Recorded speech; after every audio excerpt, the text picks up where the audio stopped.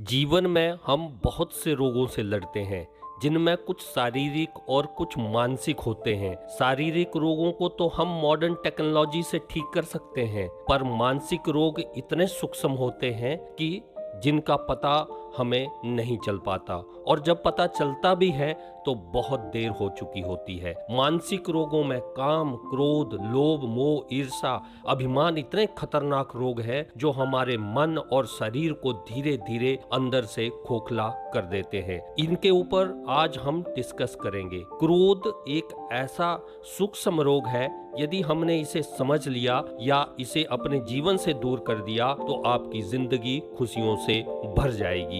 आइए इसे समझते हैं स्वामी विवेकानंद जी के प्रसंग से। स्वामी विवेकानंद जी एक नदी के किनारे ठहरे हुए थे। उस नदी के दूसरे छोर पर एक साधु जी भी ठहरा हुआ था। साधु विवेकानंद जी से बहुत ईर्ष्या करता था और उन्हें भला बुरा कहता था। साधु हर दिन जब इधर से गुजरता तो विवेकानंद जी को गालियां दिया करता था, पर स्वामी विवेकानंद जी चुप रहते और मुस्कुरा देते। स्वामी विवेकानंद जी कहते कि चुप रहना और शांत रहना मनुष्य की एनर्जी लेवल को ऊपर उठा देता है।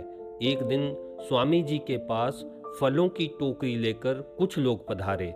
टोकरी से स्वामी जी ने अच्छे अच्छे फल लिए और एक थैले में बांधकर अपने शिष्य के साथ उस साधु के पास भेज दिए, जो साधु प्रतिदिन स्वामी जी को गालियां दिया करता था। शिष्य ने फलों की भरी टोकरी ली और साधु की कुटिया में पहुंच गया और फल साधु को देते हुए कहा, ये फल स्वामी विवेकानंद जी ने आपके लिए भेजे हैं। साधु व्यक्ति को देखकर आग बबूला हो गया और धुतकारते हुए कहा, चले जाओ और स्वामी जी से कहना मुझे आपके फलों की कोई जरूरत नहीं है, और दो चार गालियां और सुना दी।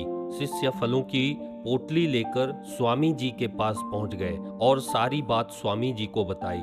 स्वामी जी ने शिष्य को फलों की पोटली लेकर फिर से साधु के पास भेज दिया और कहा, साधु से कहना कि जो गालियों की बरसात आप मेरे ऊपर करते हो उससे आपकी एनर्जी खत्म हो जाती है।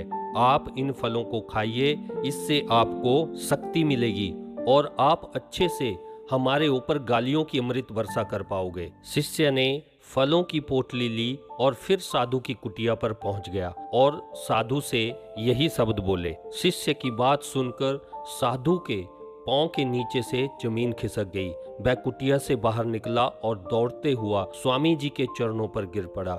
ऐसी प्रतिभा थी स्वामी विवेकानंद जी की। दोस्तों, ऐसा होता है सहनशीलता का जादू। दोस्तों, जिसके अंदर सहनशीलता और संतोष आ जाता है उसके जीवन में एनर्जी का लेवल हाई हो जाता है, व्यक्ति के जीवन में परिवर्तन होने लगता है। दोस्तों, सहनशील रहें और क्रोध के कारण के ऊपर अपनी पकड़ बनाए रखें। क्रोध के कारण को पता कर लेंगे तो आपको क्रोध कभी नहीं आएगा और हमेशा आप सहनशील और संतोष से भरे हुए बने रहेंगे। दोस्तों, वीडियो अच्छी लगी हो तो वीडियो को शेयर, लाइक कर दें और चैनल को सब्सक्राइब कर लें। जय हिंद, जय भारत।